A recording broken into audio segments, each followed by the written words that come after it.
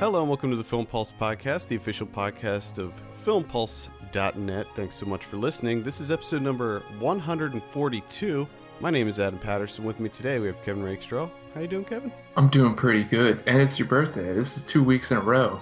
Yeah, we're is. doing birthdays. Last week we recorded on your birthday. This week we're recording on my birthday. Oh, so yeah. I'm the big 3-1 now. That's right. I'm joining the 31 club. It's the best club ever. Is it? No, it's not. Instead of birthday jerky, I'm having birthday Pocky. Nice. Nice. Gotta think of Pocky for my birthday. That's how you do it. Yep. So this week on the show, we'll be reviewing The Homesman with Tommy Lee Jones and Hilary Swank, and the gritty crime thriller Bad Turn Worse. Since we're in a new month, we'll also be adding 2 new entries in our Guilty Pleasures list. And of course, we'll be going over this week's movie predictions, new on video on demand, and DVD and Blu-ray releases. Remember, you can send us your questions to podcast@filmpulse.net. Let's get things started with a brief what we've been watching. I just want to go over a couple things. Well, let's go over them. Let's tackle them. Okay, well, we'll start with you. Did you see anything worth mentioning this week? I saw The Guest. Oh, shit. Yeah. Oh, shit. Now, I was really excited for you to see this movie. So, what did you think? I had a lot of fun. With this movie. It's not what you expect, is it? To be honest, I really didn't know what to expect. I really had no idea what the hell this movie was about. Oh, so you didn't see any trailers or anything? I didn't see any trailers. Oh, okay. The only thing I knew is that it was a guy who pops up at this family's house, and he isn't what he seems. That's about all I knew. Judging from the trailer, I expected it to be one of these thrillers where it turns out that he's like a killer or something, and it does get to that, but it's completely different tonally than what I expected. It's going into it. It's a lot funnier. Oh yeah, and campy than I was expecting. Everything is so tongue in cheek. I mean, the fact that someone gets stabbed in the chest and gives a thumbs up. It's yeah. Just like but it's genuinely funny though. It's not like it's unintentionally funny. No. And there's a lot of subtle comedy in it as well. Like the dad who's always just getting a drink. He's just, I need a drink. That's his response to everything. Yep. Which I enjoyed him. Leland Urser. He's great. Urser. Yeah, he was in great. I saw him in Faults. He's the main character in Faults. Oh, nice. And he's awesome in that movie. I also thoroughly enjoyed all of the reactions from Luke's character, played by Brendan Meyer. Yeah. Just the look on his face when David, with air quotes, would tell, especially the time that he tells them, just go around to their houses and burn them down with their families inside. What's the worst that they can do? It was a badass movie too. Yes. I mean, just the way that how Adam Weingart used that like thumping electronic score. Oh, the soundtrack to this movie is fantastic. Yeah, and just the way he shot the bar scene, for instance, where there's this build up and that shit is gonna go down, and when it does, the payoff is so good, and you're like, oh my god, that's amazing. It is fantastic because Dan Stevens' character is such a badass. Yeah, I mean, that character, he just completely nails that character. It's like, in my review, I think I said it was like if John Carpenter directed Terminator. It's just that damn smirk that he kept giving for everything. But he was funny, too. He was funny, especially towards the end when, it's the plot twist or whatever unveils itself, and he just has so much fun with it. Yeah. Just hamming it up. It's not like he's a complete robot in the movie. He does show personality. Yeah. It's really bizarre too, because for like the last 2 weeks, for whatever reason, and I don't know why, but the band Front 242 has been rolling around in my mind for some reason or another. I have no idea why. And then I watch this movie, and it has two of their songs in it. I'm just like, oh shit, Front 242. That's weird. Yeah, it is kind of weird. It's very weird, but whatever. I loved it. It did. Yeah. It fell apart a little bit for me towards the end when the twist Well, comes, and it sort of feels rushed. yeah, towards the end, it there's kind of a shift, and it almost turns into a slasher movie of sorts. And I feel like I just wanted more of him being a badass with that family. You know, like the scene in the principal's office and just all of that stuff I loved. But I would love to see a sequel to this movie. And I don't know if I mean, they kind of set it up for one. I don't know if they could pull it off. I don't know what it would be. I just want more of Dan Stevens' character. I gotta say, yeah, I don't know what it would be either, but I would be interested in watching it. That I know that for sure. Whatever it Yeah. is, count me in. Because I had a shit ton of fun with this movie.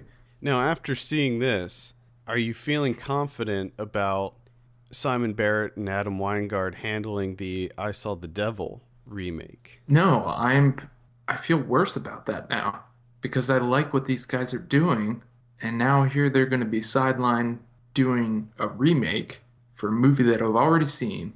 I want to see more original stuff from these guys. You know what I mean? Like I finally Yeah. got sold on these two, and I'm like, I want to see what you guys do next. And it's a remake. I don't want a remake. Well, I agree. I think that they're going to take that story into an interesting direction, hopefully. I think that they're going to develop their own style with it. But the momentum that they have right now, I don't think you're going to be waiting too long before they come up with something original. I hope so. Because they've been really cranking it out. And cranking out solid stuff too. Right. Yeah.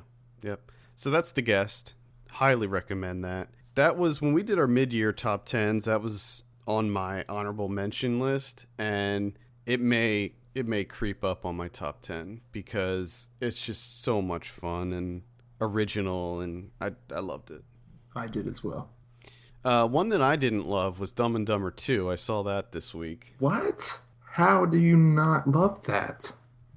It wasn't that funny, Kevin. Well, I could have told you that. It wasn't that funny. Could have told. There were a couple times that I laughed, mostly due to Jim Carrey's performance.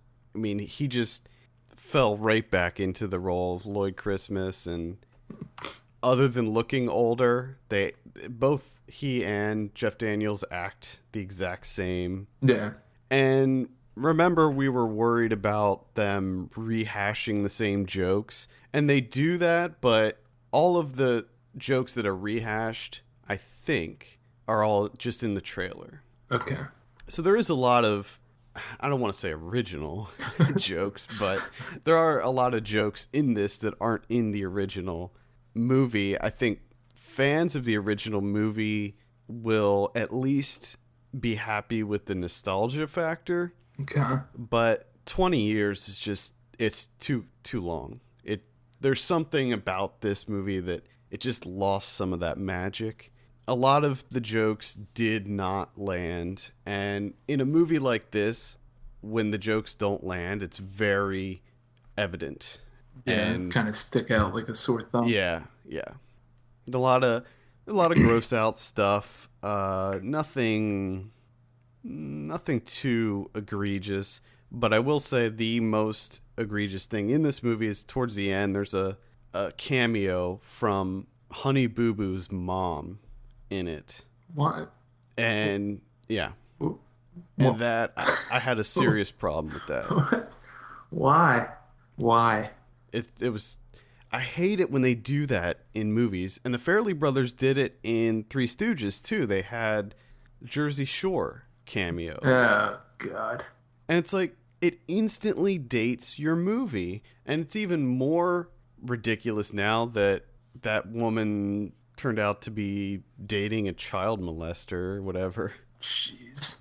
So it's even, That's even as it came out this weekend and it's already dated. Wow. That's 5 years from now, people are not going to know who that woman is. I mean, fortunately, people shouldn't know who that woman is now. Yeah, well, I agree. But fortunately, she's only in it for one little throwaway scene, and it's not a big deal. But for me, that I was like, come on. Just the plot of the movie is very similar to the original, where it's a road trip comedy, but the script is so poorly written that the whole thing could have been like, the whole premise is that they're driving cross country to go to this big conference so that Harry can meet his daughter, who he didn't know he had, and deliver this package to her, because it turns out that she's really dumb too, and she left her phone and this very important package at her house, and her father, her adopted father, is this extremely wealthy scientist guy, and for some reason he entrusts this package to Harry and Lloyd. That's great to drive it. Why wouldn't he just, if it's that important, why wouldn't he just give him a plane ticket? Or go, like, you can mail things. Does he know that you could mail things? Well, they did say that it was too important to mail. He couldn't trust it. Too important to mail, but not important enough that you would give it to these two to trek across a vast distance. Oh my goodness. There's a little more to it than that with the package, but I can't really say anything more without giving away some big reveals that I know. I don't want you. Don't feel that big. I don't want you ruining the twist of Dumb and Dumber 2, because I cannot wait to see this one. I mean, you'll probably laugh a few times at least. There are a few moments in it. It feels a lot like the original one, so it looks the same. They use a lot of the same music too that was in the original. Okay. So it does feel the same. It's just kind of sad. It just feels sad to see these two men acting like this. Oh, that's unfortunate. Yeah. I hate when that happens. So I can't recommend it, mostly because I just didn't find it that funny, and I found a lot of the story beats to be ludicrous, and the only reason that certain things happened is to further the plot along and try to add some more comedic set pieces. Yeah. So on that, I can't recommend it, but I'm sure that there's going to be a lot of people that do find this very funny, and will probably get a lot of entertainment out of it, but I can't recommend it. Mm-hmm. I have one that's kind of similar to that I have, like, I'm in between where I can't really recommend it, but at the same time I don't want to just brush it off as, a terrible film or anything like that. And that's Butter on the Latch, which is the debut from Josephine Decker, which she had 2 movies come out this weekend, and I didn't get to see the second one. I was going to do reviews for both, but I did reviews for this one, which is up on the site, and it's kind of a free-form improvisation type deal. Mm-hmm. Kind of experimental. Some of it works, most of it doesn't, and it just kind of meanders for entirely too long. One of the biggest problems I have with it, besides the meandering portions, is that during those meandering portions, the cinematography is almost exclusively out of focus. All the time. Just out of focus. Which makes sense in, she's trying to convey this sense of the main character is having reality and fantasy blurred constantly. She's not really cognizant of what she's in at the moment. So it makes sense in that sense that, it kind of works what they're trying to go for. But at the same time, it's just a bit too much. And just, you really lose interest very quickly. And again, there's not much happening, narratively speaking. So you're just kind of like lost in the woods, which is most of the action in this movie. It's just 2 friends walking about the woods at this Balkan folk song and dance camp. Oh. Which is that like football camp or basketball camp? Kinda. It's in like the remote part of the woods, and Balkan folk. they get together to do, Balkan folk songs and playing accordions and tambourines and whatnot. But it just doesn't really go anywhere. But the only redeeming factor is towards the end of the movie, she starts having like hallucinations and nightmares and stuff. And the way they cut them together and what the hallucinations consist of are very interesting. But it just takes forever to get there. And by that time, you're just like, oh, that's cool. But you're not really invested in the movie. You're just like, finally. And then the movie's over. Mm. So, but there's like I said, there's like flashes of a good movie in there, which made I wanted to see her sophomore film, which came out on the same weekend. They're both on Vimeo on demand, because I wanted to see, if she progressed a little bit here. Plus, it's got Robert Longstreet in it. But I didn't get to it. I had to watch all these other movies. All these other movies I had to watch. Butter on a Latch is available on Vimeo on demand, like you said, so you can check that out. The only other one that I wanted to... I'll mention this very briefly. It's a movie called Always Woodstock. It came out this weekend. Okay. Good start. Good start. So, my review's up on the site. You can check it out. The only reason I wanted to mention this is because I hated it so much that not only is this my most hated movie of the year, I think... And the funny thing about it is it's not because it's poorly made or looks bad or looks low budget or anything like that. It's how painfully generic this movie is. This might be one of the most by-the-numbers romantic comedies I've ever seen in my entire life. And just trying to get through this movie was a chore. And I didn't know if I was going to be able to get through it.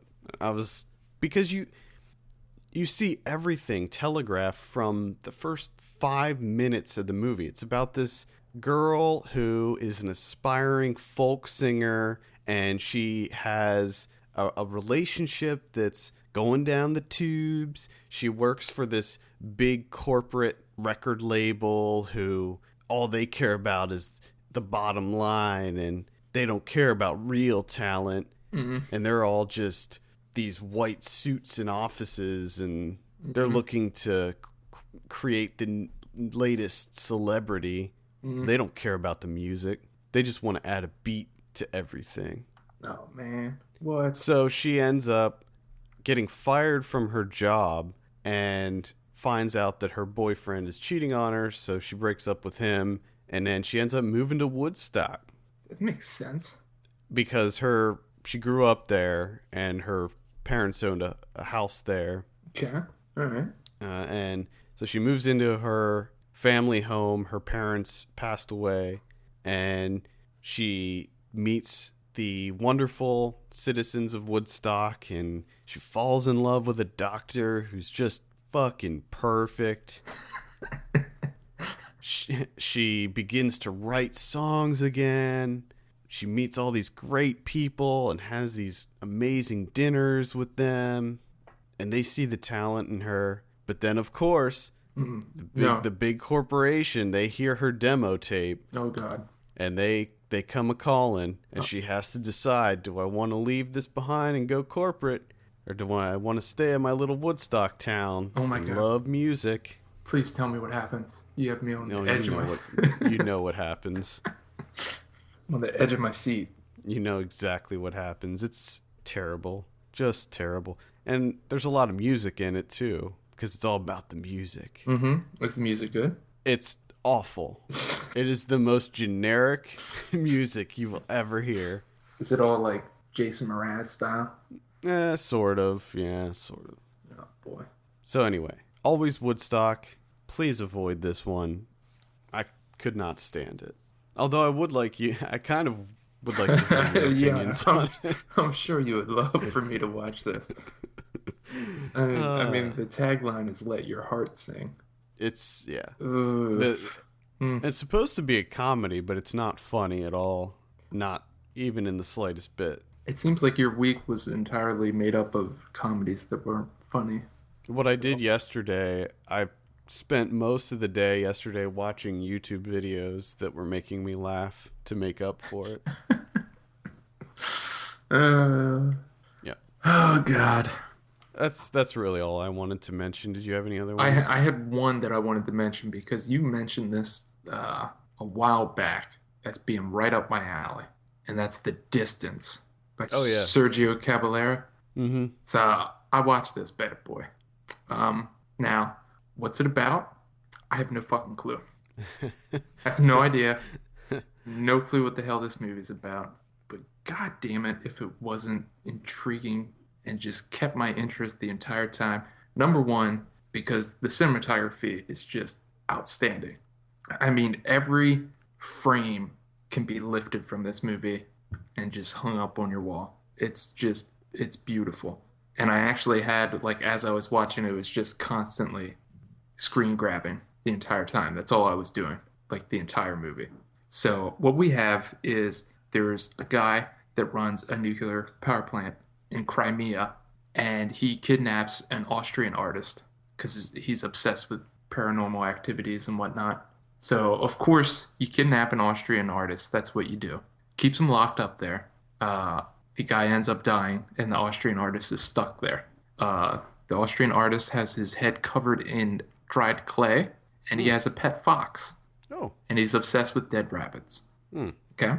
Mm-hmm. So he sends out a letter to three dwarves that speak to each other through telepathically. They actually don't speak in the movie at all, and then they have different actors provide their voices. So you got that going on. One of the dwarves is obsessed with killing people, and he actually dismembers someone in the movie. And they are tasked with stealing something from the nuclear place, and they plan it out, and they're casing the place. They have 1 week to do it. But the thing is that what they're trying to steal, and they don't know what it is, and either does the viewer, but there's a guard that's guarding it. For some reason, he still works there. And he has a friend that's a talking smoke bucket that speaks Japanese and talks in mostly haikus. And he is in love with the chimney. So you got that going on, right? This guard can teleport, but he can't control it. So when he's just walking, he'll disappear, and then he'll come back, and then he'll disappear and come back. So you have all of that going on. And honestly, I have no idea what the hell's going on. But my God, wasn't it intriguing? And it's just beautiful to look at. Yeah, this one... It's something else. It is something else. Yeah, I've been meaning to check this one out. It's not available. It's only available, I think, on Festival Scope right now. Yeah, and with everything that I just told you, you know, sort of. Who's the You're not going to be able to see it anytime soon. Who's the market for that? I don't think the general public's going to get access to that anytime soon. But if you are in the mood for absurdity of the mysterious, enigmatic kind, this is perfect. And one of the dwarfs is able to connect to this like telepathic database that's run by some card dealing woman in a low cut top. And what he has to do is he gets out a special chair, he unbuttons his pants, he diddles with his genitalia, and then he sniffs it under his nose, and then boom, he plugs in. He jacks in. It's so ridiculous, but for some goddamn reason it works. Yeah, I think I'll definitely have to check this out. Sounds like it's right up my alley too. Sounds very Gilliam-esque. It is. Were you getting a Gilliam vibe? A little bit. There's a little bit of a Gilliam vibe, but at the same time bandit action. Kind of like, just bits of it. It's really like its own. It's like a very original vision. What's going on here? Or unless I just haven't seen enough that I'm not catching up on influences and stuff. But I really haven't seen. There's nothing that I can really compare it to, which I just love when that happens. Yeah, it's always good when that happens. I like the plot synopsis on IMDb is a robbery takes place, which is it's true. A robbery does take place. Oh God, a robbery takes place. Classic IMDb synopsis. Oh God. All right. Well, do you want to hop into our first review? What's our first one going to be? We'll do Bad Turn Worse. Okay, So let's do the one this, with the terrible title. yes. And did you see what the former title is called? What was the former title called? We got to get out of this place, or Yeah, we got to get out? out of this. Something like that. Yeah. Also, not very good title. No, Not but sure what that's all about. I did recognize that title though. I remember that from when it was playing festivals. Mm-hmm. Bad Yeah, Turn Worse, I heard nothing about though. This played TIFF in 2013, so it wasn't last year's TIFF. I have a synopsis here. 3 Texas teens hope to make a break for it and escape their dead-end existence in a cotton mill town, but get sucked into the seedy underbelly of organized crime when one of them steals from the wrong man. This is directed by Simon and Zeke Hawkins. This is a directorial debut from them. Mm-hmm. Mm-hmm. It stars Jeremy Allen White, Logan Huffman, and Mackenzie Davis. Okay, you reviewed The Homesman, so we'll start with you on this one, Kevin. What did you think of Bad Turn Worse? Despite its terrible title, it's a decent debut. I would go as far to say it's not entirely original by any stretch, but the execution of it showed some promise. Enough that, I will watch more from the Hawkins brothers.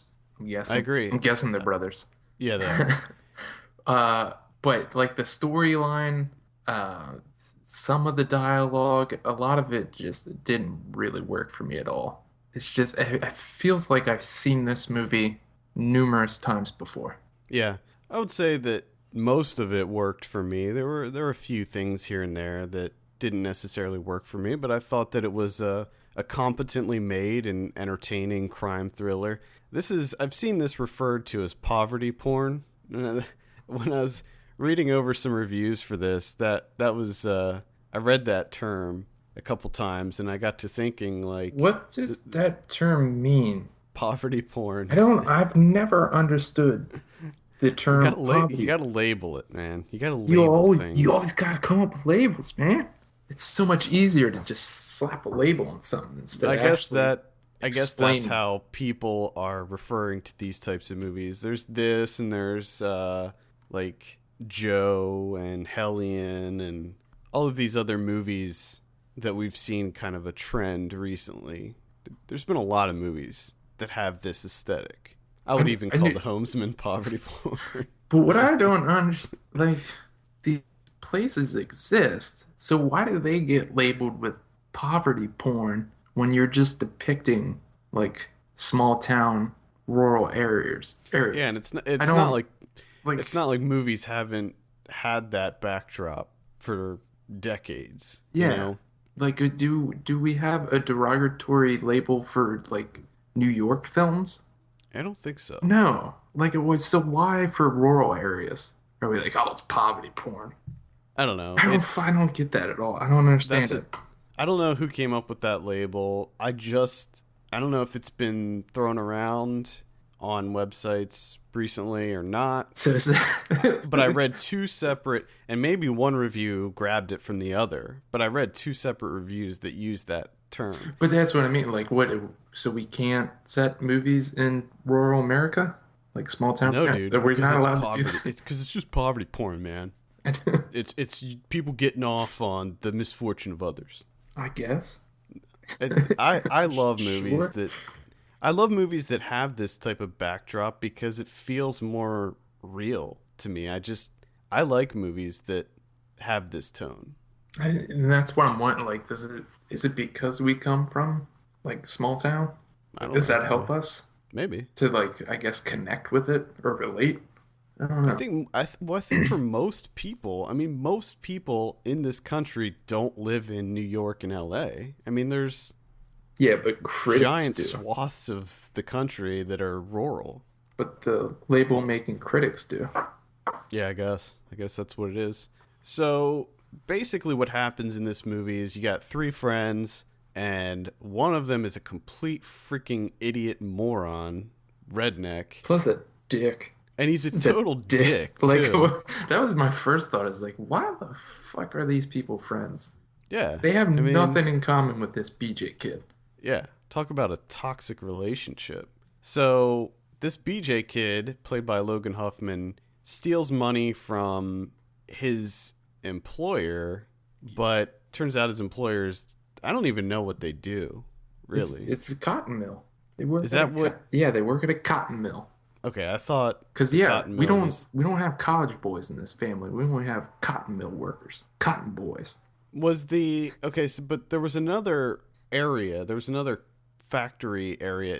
Was it the same place that they work where they had to go steal the money from the guy? Yeah, that was the same place. It was the same I guess place. just a different area Okay. of the compound or whatever you want. Yeah, it wasn't that was something that I wasn't clear on. But anyway, so they work at this cotton mill, but there's some shady things going on in this cotton mill. Got some organized crime going on.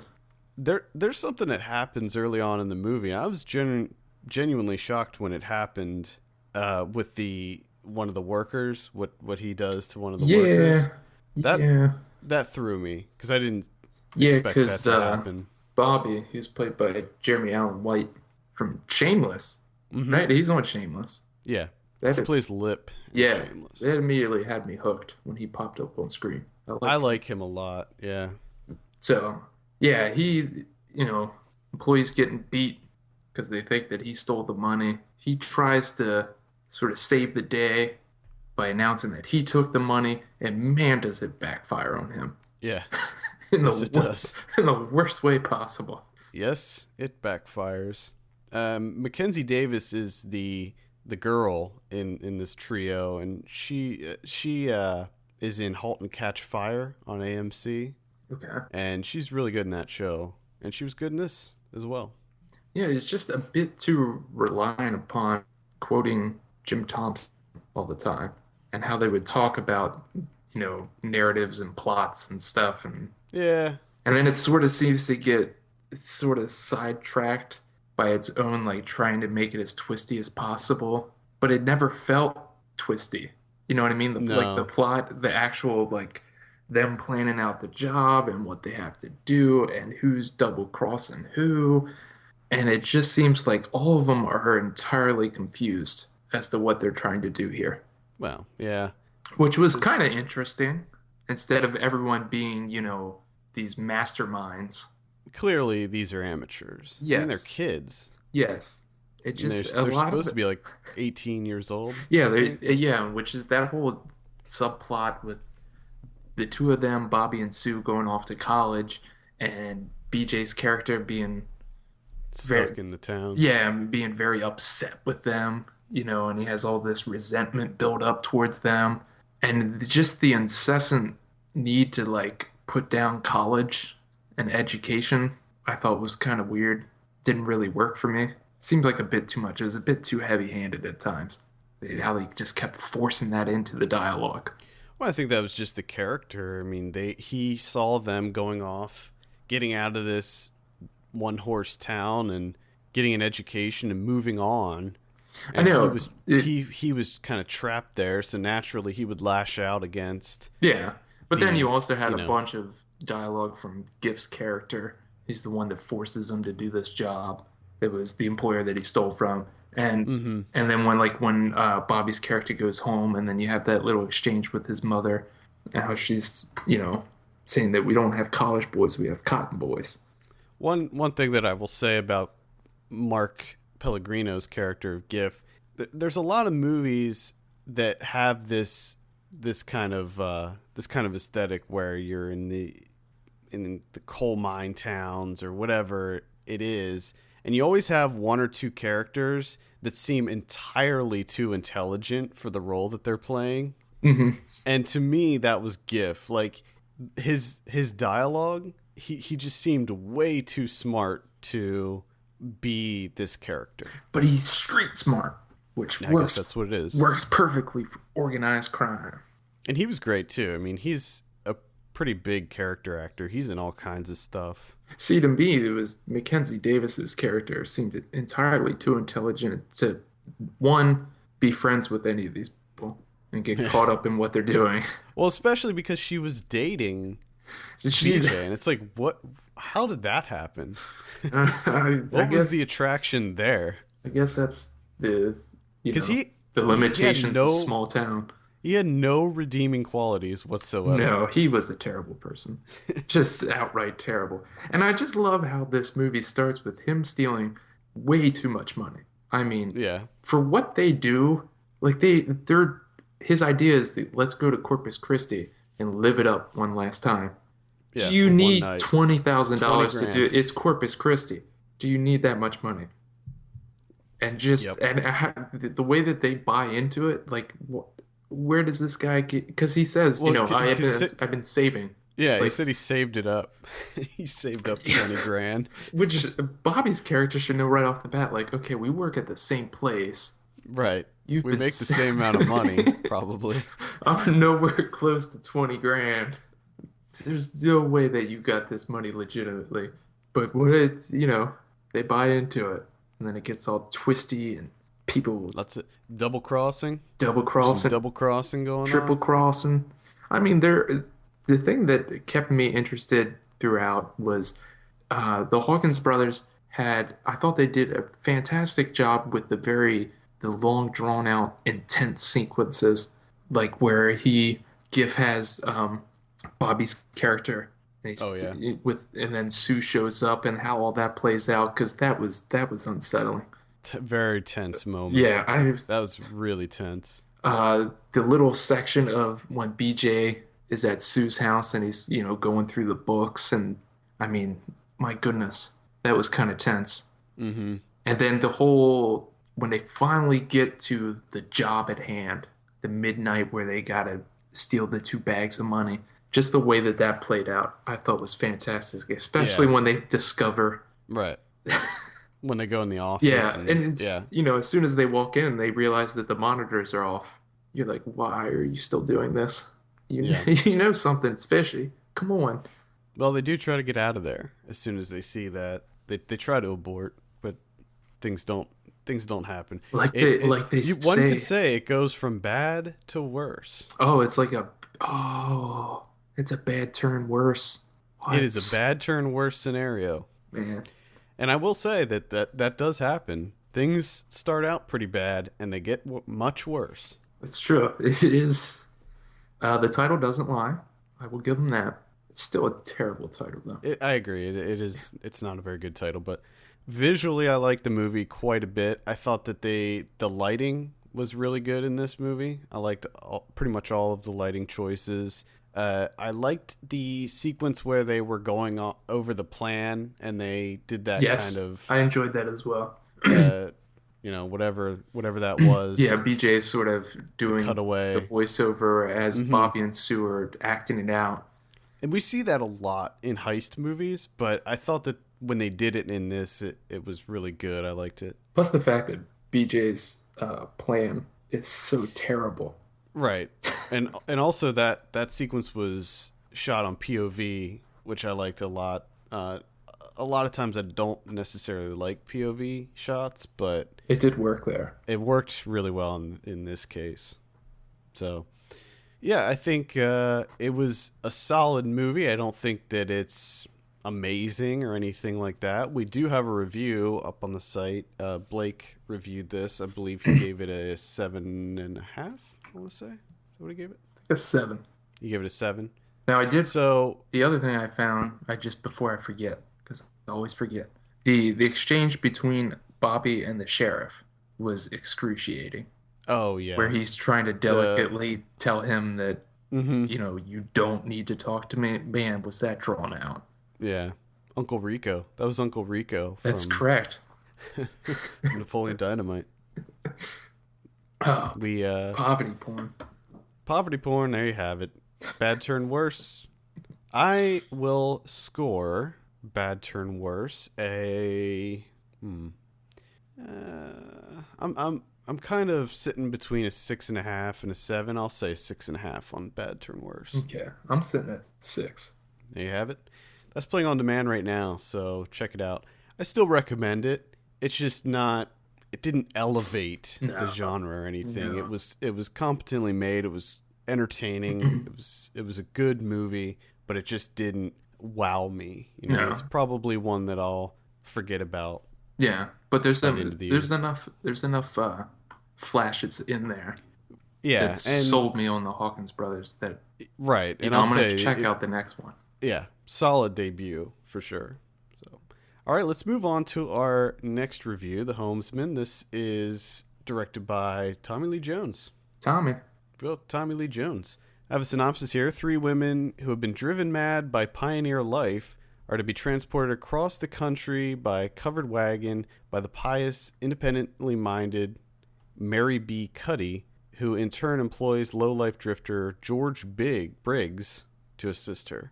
This stars Tommy Lee Jones, Hilary Swank, and a myriad of other people. There's a lot of people in this movie that pop up out of nowhere. Yes, there is. Now, you have a review for this up on the site, so I'll start it off.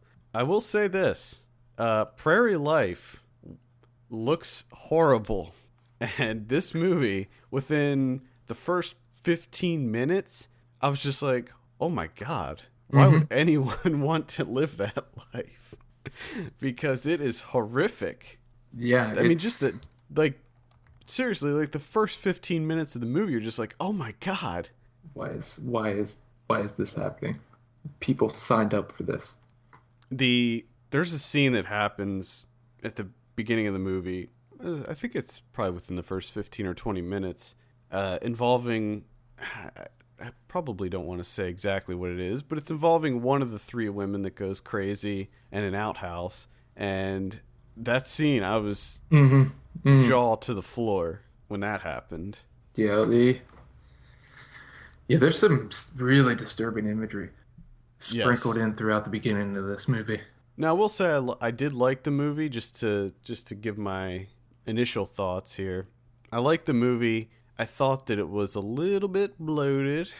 I think it had some unnecessary bloat in it, and I think that there was an ending that should have happened, and then there was the actual ending. And I feel like there was about 5 or 10 minutes that happened unnecessarily at the end. Yes, it was like there's like a false ending, and then it continues, and then the actual ending, and I just didn't think it was necessary. No, and I think if they chopped off that last 10 minutes, I think it would have felt a lot tighter. Yeah, because that was the biggest problem I have with this movie. Speaking of the ending that should have been, which just came out of nowhere, like just a straight punch to the gut, and then but it keeps continuing after that, and not only that, it feels entirely rushed, where they just try and cram through as much action as possible, and you're just kind of like, you know, the narrative twist that happens kind of devastates you, and it seems like it devastated the movie as well, because it just didn't know what to do anymore. Right. So essentially, really, there's 3 endings that happen in this movie. There's the big twist that happens, and then there's more after that, and then there's even more after that. And the big twist that happens completely shocked me.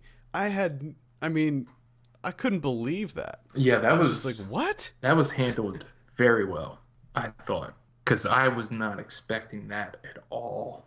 Well, the way that they kind of underplayed that when it happened, I think really aided to the impact, if that makes any sense whatsoever. They didn't make a big deal about it when it happened, and I think that somehow that actually made it more impactful. I scored this an 8. Now, the storyline that's contained within The Homesman it is bare bones, straightforward. It's not that interesting, really. There's not a lot done with it. It's all pretty surface level stuff here. But just the way everything is executed was what really had me enthralled. Yeah. Especially that out of nowhere gut punch. Just everything up until that point, I thought everyone was just on top of their game. The editing, the music, the cinematography, everything was fantastic. And then when that gut punch happens, everything just comes unraveled and just it's unfortunate because for much of it, you're taking a film that is really kind of generic and just elevating it with everyone bringing their A game, and then it just kind of falls apart at the end. Yeah, which hurt. It hurt. I completely agree, and I think that there are a lot of great performances in this movie. I mean, this is a very performance-driven movie just because, like you said, it's a very slight film. I mean, much of it is just Tommy Lee Jones and Hilary Swank just traveling with these three women. Yeah, who are completely insane. Who got a bad case of the prairie madness. Yeah, which is an actual thing. It was called prairie madness. Well, they definitely got the prairie madness. That's how terrible it was to be out there. I think that it was interesting that all three of them seemed to get it at the same time. And I know that they said that it was because of the harsh winter and all of that, but it seemed like a kind of weird coincidence, wouldn't you say? Well, the other thing that kind of points out, this is what I thought was kind of interesting because they don't really focus on it too much. It's just kind of there. Is the fact that like Hilary Swank is really the only person that's thriving in this community, really. She just has everything together. She's got land, she's got money. She's tearing it up. She's getting canned peaches. She's going to be ordering a Melodeon soon. Right, I mean, she is raking it in. The only problem is she can't get a man. Like, no one wants to marry her because everyone thinks she's just plain and bossy. So the interesting thing is that she's thriving, manless. And the three of them go crazy because, let's be honest, their husbands are fucking terrible. Yeah. So I thought that was a nice little added touch that they didn't really, they just kind of present it vaguely without really getting into it. So I thought that was kind of interesting. And that Hilary Swank's character is desperately trying to get a man, almost in like a transactional way. She's looking at it like a business partner type deal. And she ends up having to settle for Tommy Lee Jones's character, which that's rough. Yeah. Yeah, it seems like she's just basically trying to marry any man that she can. And I don't know if she doesn't really get into the why, but I would imagine child rearing has something to do with it. She probably wanted a child, but she was probably lonely too. Well, yeah. I think that's the biggest thing facing these people is the isolation out there, which I thought was fantastic. It's just nothing. It's just miles of nothing. Yeah, just dirt. Which the scenes where they sort of, when they're interspersing the women going crazy mixed with Hilary Swank's character, when they would show them like out in the fields, the way that they shot that, it just made it look like they were living in a void. Like they weren't even in real life. There was just nothing around. And it's so eerie and bizarre and unsettling. It's very easy to see why they went insane.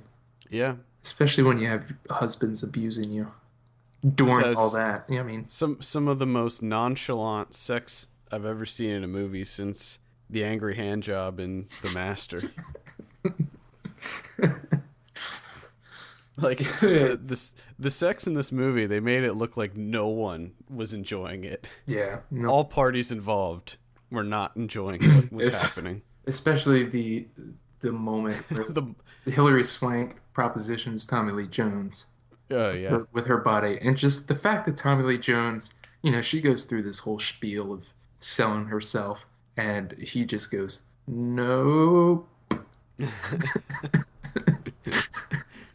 I also loved how brutally honest everyone was in this movie. They were just like, "No, you're pretty plain, you're pretty homely, and you're very bossy. I don't want anything to do with you." Yeah. Like, that's gotta hurt. Yeah, I'm sure. I'm sure it did hurt. I will say that I don't know, because you mentioned the score. I don't know if I chimed in on that, but I thought that the score was amazing. I loved how he would morph it. Like how it would be the grandiose sweeping strings for her, and then it would sort of morph into just like noise for the insanity. And then like how the one where she picks up the last woman before they start their trek and their kids are singing, and then how it sort of mutates into her wailing, that awful noise. Oh God. The scene where she just wouldn't stop wailing. I mean, I was ready to Yeah, murder her. I was ready to toss her down the freaking toilet hole. Oh, God. So for me, I was really surprised at how much I like this, and it's mostly just execution wise. Like for me, there's not much going on story. No, It's not that interesting. It's not captivating, it's but kind of just the way they present it, man, they nailed it. it's kind of a bizarre little film when you think about it. Just It is.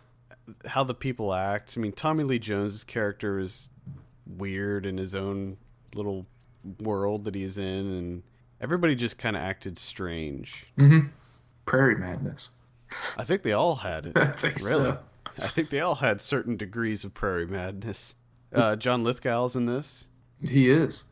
Great. Lithgow's popping up everywhere. Yeah, yeah. I think he did a pretty awesome job as the creature. William Fichtner, he was solid too. I don't know if they keep. I don't know what's up with this movie as far as the cameos. If they're trying to keep some of them under wraps, I don't know if we should say all of the cameos. Well, I mean, Tim Blake Nelson's in there.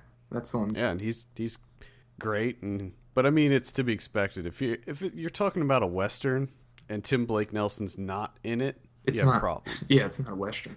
You have a problem there. But yeah, Because he has that shit on lock. yes, and that was another thing that made the ending a little bit worse. The fact, not only does it kind of unravel and it feels very hurried and rushed, but then you throw in the cameos in there, which just makes everything worse. Because it felt like just an excuse to have these Right. people pop up. Like why was this person yeah, in it's this like, movie for one scene? what did they really add to it? Yeah. It just It's all not like they had to do much. no, it just all kind of felt false at the end there. I agree. Yeah. Felt tacked on. Yeah, Uh, unfortunate. I think another one that's probably safe to say is James Spader. He played kind of a douche, and I loved that whole thing that happened there. His comeuppance. Yeah, I loved that. That was pretty awesome.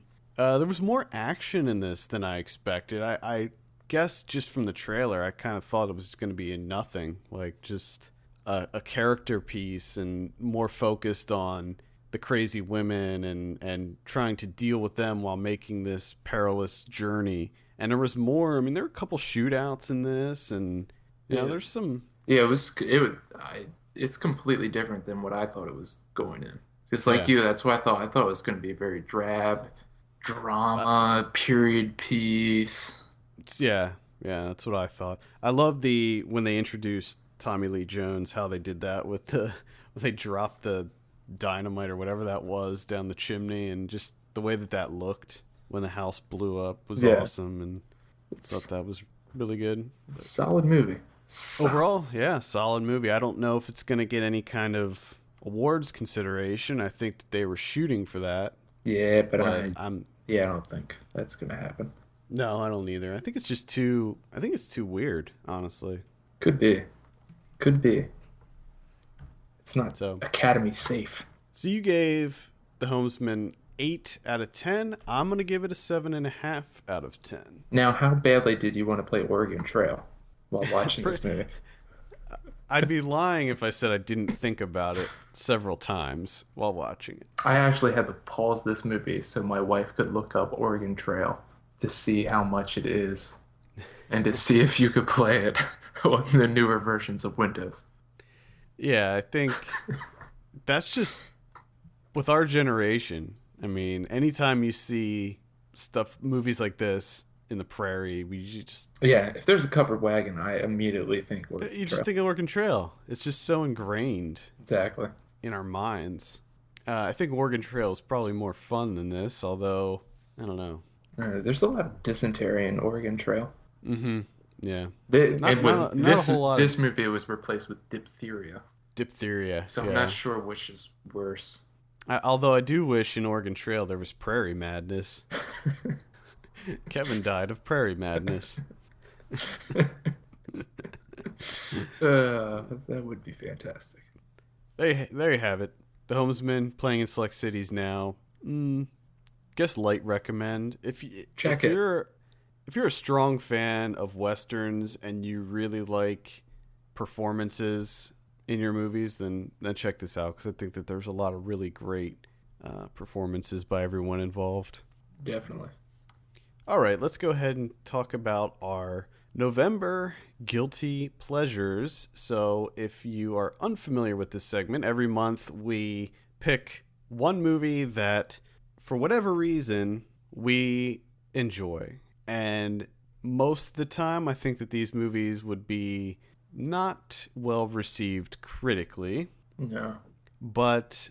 Or the way I look at it is, they're films to me that they're bad. They're bad films. Right. But I love them anyways. I have right. so much fun with them. For personal reasons, we love them. Did you want to kick it off this month? I guess I can kick it off, because I think this is one of yours as well. Because, I mean, to be honest, I'm never guilty for liking anything. I don't feel guilty for liking a movie. Right. Stupid. But whatever. Well, if you want to change the name, then I don't know what the hell to change it to, honestly. Because the only thing that I can come up with is extremely long-winded. They're movies that aren't good, but I like them anyways, and I don't really care. Okay, that'll be the name of the segment next month. But mine is Larry Cohen's Q. Oh, okay. Because let's be honest, this movie's stupid. It's a stupid movie. It's not good. Relatively new watch for you. Yeah, but my God, it's same here. Fun. It's so damn fun. And it's mostly just because of Michael Moriarty. Because if you take Moriarty out of this movie, this is a steaming pile. Nothing. It's garbage. It's terrible. Garbage. Because it barely makes any sense. Mostly because Moriarty's in it. They try and bring those two storylines together. And it's just weird. But, I mean, the stop motion animation, claymation, whatever it is just awful. I think it was bad, probably bad even for when this came out. Oh, man. It just sticks out. This story... did Ray Harryhausen do that? I should look that up. I have a feeling that it's probably someone ripping him off. And that's why it looks as bad as it does. And I'm going to feel bad if it was him. Well, you continue and I'll look it up. But, I mean, this movie is just all over the place. Doesn't make a lick of sense. But for whatever reason, it is just beyond entertaining. And again, it's Moriarty. I don't know what the hell he's doing in this movie. But he brings this, ridiculous, serious portrayal of, a small-time criminal just never catching a break while there's a giant fucking lizard flying around New York. Or, and it's not New York. Where is it? Chicago? I thought it was New York. Oh, I forget. Is it New York? I'm pretty sure it's New York. What? It doesn't. Because Mondo came out with that really awesome poster that it's a photograph a black and white photograph of a New York subway, and instead of saying "I heart New York," it was I and then the Q the winged serpent logo, New York. Okay, so New York. It's just there's two films going on here. One is ridiculously batshit insane with David Carradine doing whatever the hell he's doing. I don't even know what he's doing in this movie. And then you have this gritty little crime drama with a small-time petty criminal, Jimmy Quinn, who keeps getting handed revolvers. Why is everyone handing me revolvers? And then he just stumbles upon Q's nest, and he uses it to his advantage. And it's just, oh my goodness. This movie, I don't know what it is, but it is ridiculously stupid, but so much fun. Yeah, I agree. It just makes me laugh. Moriarty is just insane. If you haven't seen Q the Winged Serpent, definitely. And plus, towards the end, when he's, using the nest or whatever to his advantage, he just becomes increasingly insane, which makes it even better. Because, he's off his rocker a little bit to begin with, and then he just dives headfirst into a sanity. And then he's towards the beginning of the movie, he's tickling ivories and bebopping and scatting for no fucking reason. This movie is a goddamn mess. It And is. I agree. It's a good kind of mess, I think. then there's people like getting skinned. Like there's all that disturbing imagery going on here. Mm-hmm. Oh, it's just so many things, and none of it comes together, but in a weird way it does. I'm baffled by Q. Now this does have a 65% on Rotten Tomatoes. Yeah, but you know that's everyone just New. It's probably it's just new people, yeah, reviews. people liking it because it's insane. It's not because people are like, oh, this is executed perfectly. The cinematography is amazing. The performances, oh my goodness. David Carradine. It's not Well, based on any of that. It's based on insanity. yeah. Well, my movie is rocking 28% on Rotten Tomatoes. Nice. And people don't seem to like this, even in an ironic sort of way. And that's 2001's Not Another Teen Movie. Now, No, I I've can't. never seen this. Really? I Wait. thought for Oh, sure wait. that you would have seen that with us. Wait, maybe I did see this one. It's the one with Chris Evans. Okay, yes. I think it was probably the first time I've ever seen Chris Evans Yes, okay, I do remember in a this. movie. I can't. It's directed by Joel Gallen, and I can't really say why I like this movie so much because I'm not a huge fan of the goof spoof comedies, but for some reason this one just really works for me. I think that it's a lot smarter than what people expect it to be. When you see a poster for a movie like this, you think that it's just going to be another. What are the guys that do all those epic movie and date movie and all Oh, those? what are those guys' names? It's the They're same two dudes, and they do all of them. they're the worst. Setzer, the one guy's name's Setzer, I think. Seltzer and Seltzer Friedberg. and Seltzer and Friedberg. Yeah, Uh, on first glance, you think that this is another Seltzer and Friedberg joint, but this is much smarter than those movies. Rather than just kind of throwing in random pop culture references, this movie almost exclusively references other teen movies, and I think that that's what makes it work better than those other ones. I mean, some of the references are so obscure in this movie that you just like, oh my god. And I would love to see a list of all of the references because I guarantee there's probably hundreds. And it's just, to this day, it still makes me laugh. I don't know why. I'm not typically into this kind of like lowbrow humor, but I just think it works, and I find it to be. I think that it sets out to do something and succeeds at it. I think it succeeds at being a solid, turn your brain off type of goof spoof. is this the one where Sam Levine is the wannabe Asian? Is that Yes. this movie? Okay. Yes, it is. It Okay. is. Okay. I don't Yeah, remember much from this one. they make fun of Varsity Blues. They make fun of, this is the one, Can't Hardly Wait. I think that was the Sam Levine joke. They make fun of a lot of the older John Hughes movies. Just everything. They make fun of everything. And I think that it's all pretty damn funny. Because didn't the Seltzer movies start, or the Seltzer Friedberg movies, didn't they sort of start after this? Mm-hmm. Yeah, they started after this because Seltzer and Freeberg, I think, were the ones that took over Scary Movie after the Wayans stopped. Yeah. So when did Scary Movie? Because this came out right around that time. The first Scary Movie was in 2000. Scary Movie 2 was in 2001, and then this was also in 2001. So Seltzer and Freeberg didn't get started until after this. Yeah. And see, But I mean, there's a world of difference, though. I When you think I think what the difference is your movie, they're characters that, they're referencing other movies and everything, but they actually live in a world where they're interacting with each other and it actually makes sense and there's a Right. storyline where the date movie and epic movie is just a bunch of shit thrown together. Right. It's Just like throw just everything to the wall. it's right. It's goofy cutaways and half of the things don't pertain to what's going on in the actual plot of the movie. And then which is always very thin. Yeah, and then much like you said with Dumb and Dumber 2, they just throw in all those, just like a slew of pop culture references of the time. Exactly, and that none of that works. But in this movie, I would liken this movie to Scary Movie 1 and 2, where when you look at Scary Movie 1 and 2, they're making fun of tropes in the horror genre, whereas this movie's making fun of tropes in the teen movie genre. Yeah. So they take scenes from other teen movies and they twist them and make fun of them, but they do it within the context of this movie, the plot that's happening within this movie.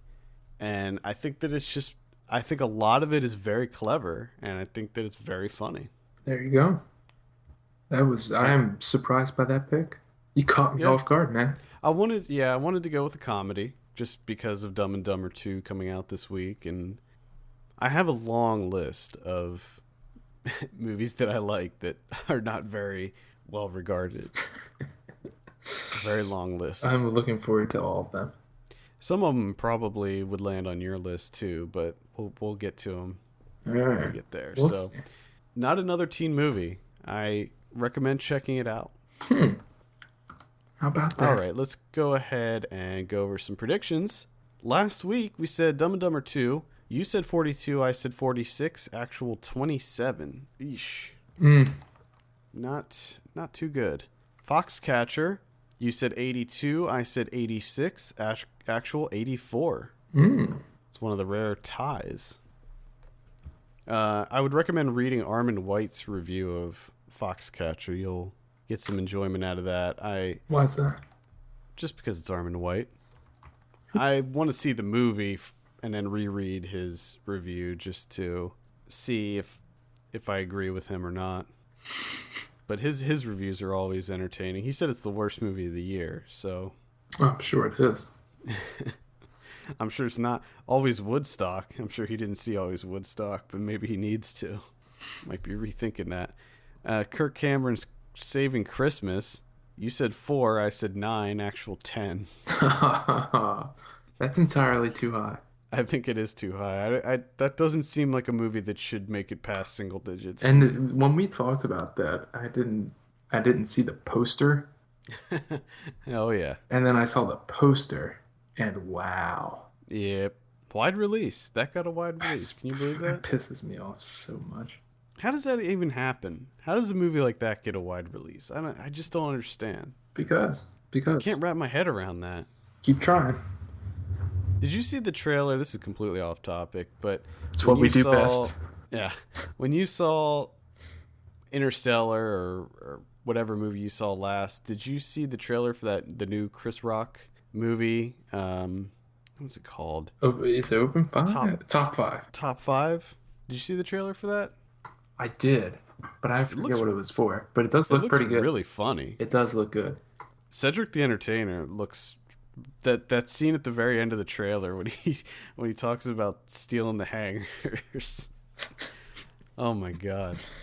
I'm actually looking forward to that one. It's written and directed by Chris Rock. The other one I don't know why I just thought of that, but yeah, that's weird.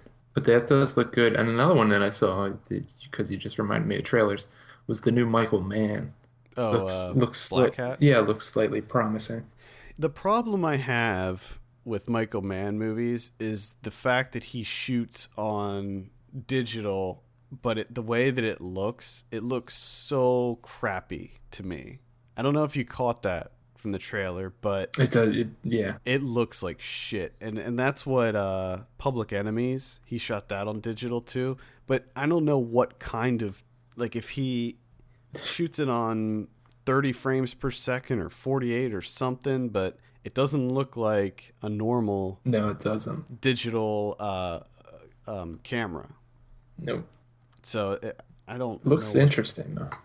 I have a feeling I'm going to be completely disappointed, but well, I'm hoping that it is more political intrigue and less action. Well, that was the thing that kind of worried me. That all of a sudden, there's machine guns and everyone's shit. I'm like, whoa. Yeah. Hell, this escalated quickly, and it's a trailer. Yeah, I'm hoping that it's more like what was the other one he did? The Insider? Is that what it was? Sure. The one with Russell Crowe? I think that's what you're thinking of, but I could be. I think I'm that's not. I'm not. I'm not up on Michael Mann. Not a big man fan. Michael Mann fan? Yeah, the Insider. Yeah, Yeah. I hope it's more like that and less like Public Enemies. Okay, anyway, next week we have a big one. Hunger Games Mockingjay Part 1. God. Now critics have been enjoying these movies. I couldn't even make it through the second one. Well, I find it odd that you saw the first one and could get through that, but you couldn't get through the second one. Well, I think I thought that the second one was actually better. the first one I was in a movie theater, so I was kind of stuck. So you couldn't escape. Yeah, I couldn't leave. The second one I was at home and I had the ability to just be like, oh fuck this. I have other things I can do. Like I would rather like iron my shirts than finish that movie. I have no desire to see this one, but I may feel obligated to finish the series. I don't like that they split it into 2 movies, but we've talked about that before. Yeah, that's why I tapped out. Because they're just milking that shit. I hate that. It's not that interesting to begin with. I agree, yeah. I'll say 68 on the Hunger Games. I don't know. It's just 74 for me. I think you're probably going to win that one.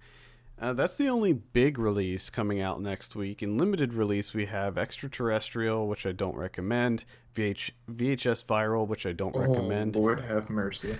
A Girl Walks Home Alone at Night, which I do recommend, even though I haven't seen it. It looks awesome. It looks amazing. I can't wait. So, The Mule, which I do recommend. Late Phases, which I will be seeing next weekend. That's the Adrian Garcia Bogliano film. We interviewed him a while back. Okay. It's a werewolf movie, but it looks like kind of a different take on the werewolf movie. And it's got a great poster. I don't know if you saw the poster for that. Oh, yes, that is a nice poster. And Little Hope Was Arson, which is a documentary. It's called Little Hope Was Arson. Oh, okay. It's about a series of churches that got burnt down in, was it Texas? I can't remember where. It was a documentary. We have a review for that up on the site. I think Ernie reviewed that, but yeah, it looks good. Next week on Video on Demand, hold on, let me pull the list up.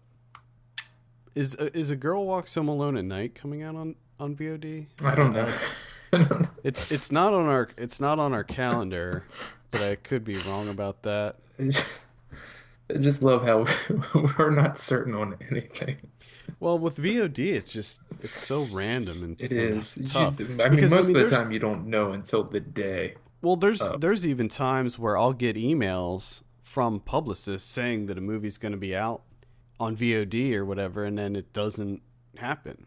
So sometimes I'm even wrong on that, because there have been multiple times on our VOD calendar on the site, I only put up releases on there when I've confirmed them with the publicists, and even then we get them wrong sometimes. But anyway, next week we have Reach Me, The Humbling. That's the one with Al Pacino. That doesn't look very good. The Sleepwalker, Happy Valley. Happy Valley's the Penn State one. You interested in that? Not really. All Relative, The Mule, and that's it. Also on Tuesday, Hotline comes out, which is a documentary about hotlines. We interviewed the director of that one. I remember that one. Yeah, finally coming out. Finally coming out. How about that? Yeah, it looks like it turned out really good. So I'll be interested in checking that one out. Oh boy. Next week on DVD and Blu-ray, we have 22 Jump Street. I recommend that. And So It Goes. I'm not sure what that one is. I can't remember. Automata. That's the one with what's his name? Antonio Banderas and Melanie Griffiths. It's in that. I haven't seen her in a while. Yeah.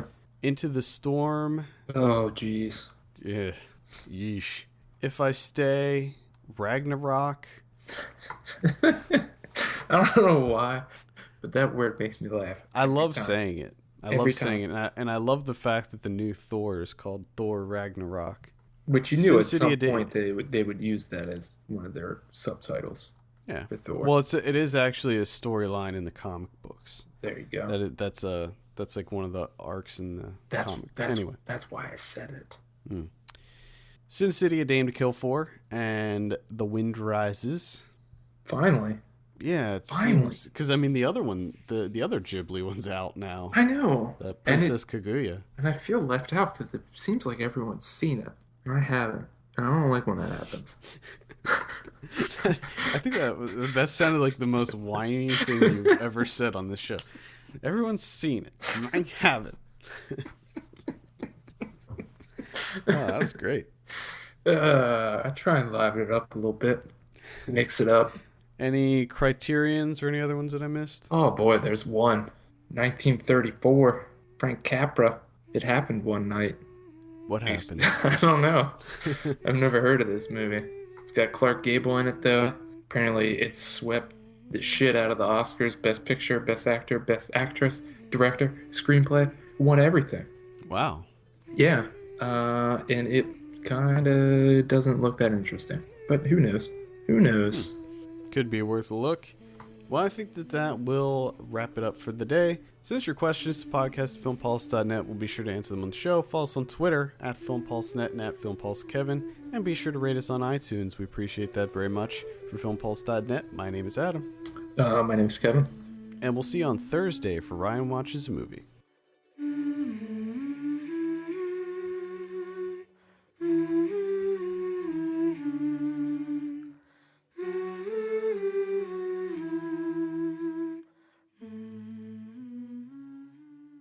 Heating up chicken nuggets in the microwave and